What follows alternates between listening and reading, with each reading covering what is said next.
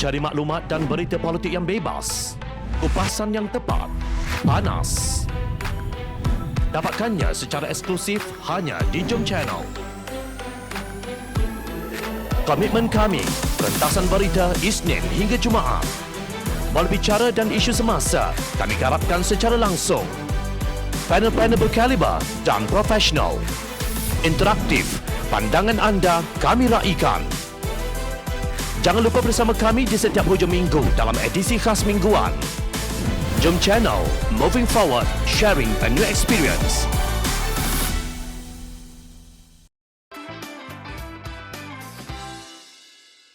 Apa makna 10 KPI untuk KKM? Jawatankuasa Kesihatan Pakatan Harapan menyampaikan secara terbuka 10 indeks prestasi utama KPI kepada Menteri Kesihatan Khairi Jamaluddin untuk kementerian membuktikan pencapaian dalam masa 100 hari seperti yang dinyatakan oleh Perdana Menteri Datuk Seri Ismail Sabri Yaakob. Mereka juga berharap pelantikan Khairi akan memberi pencetus yang bertindak sebagai riset dalam pengurusan COVID-19 negara secara pendekatan penggemblingan nasional termasuk dalam menangani isu-isu yang rumit dan aspek-aspek yang pelbagai dalam sistem kesihatan Malaysia sama ada berjangka masa pendek atau panjang. Pendekatan riset terhadap COVID-19 ini hendaklah berdasarkan bukti serta fokus kepada perkara-perkara asas pengawalan penyakit berjangkit berpandukan kepada kejadian serta pengalaman sebenar dan kepakaran semua rakyat Malaysia. Ini termasuk pelaburan penting dalam mengukuhkan kapasiti kesihatan awam dalam implementasi strategi cari, uji, jejak, asing dan sokong atau FTTIS dan vaksinasi V yang harus dijalankan secara bersama dan bukannya berasingan, kata kenyataan itu. Menurut Jawatankuasa Kesihatan Pakatan Harapan, semua parameter yang mereka sarankan adalah matriks yang boleh dikira dan boleh diguna pakai untuk menilai prestasi Kementerian Kesihatan pada bulan-bulan yang akan datang dalam mengurus pandemik COVID-19. Saranan KPI untuk KKM adalah termasuk mengenai bagaimana FTTIS boleh dilaksanakan dengan lebih berkesan telah tersiar dalam pelbagai media.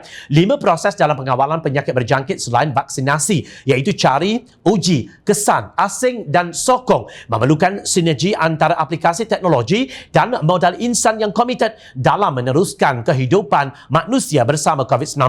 Penambahbaikan sistem pengesan automatik, pengawalan prosedur operasi standard SOP yang sesuai mampu mengurangkan kawasan-kawasan panas baharu COVID-19 yang ketara.